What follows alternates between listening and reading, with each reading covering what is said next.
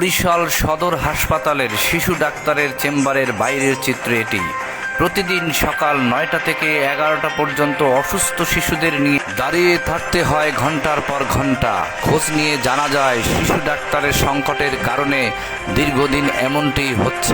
দীর্ঘ সময় দাঁড়িয়ে থাকার কারণে অসুস্থ শিশুরা আরও অসুস্থ হয়ে যাচ্ছে।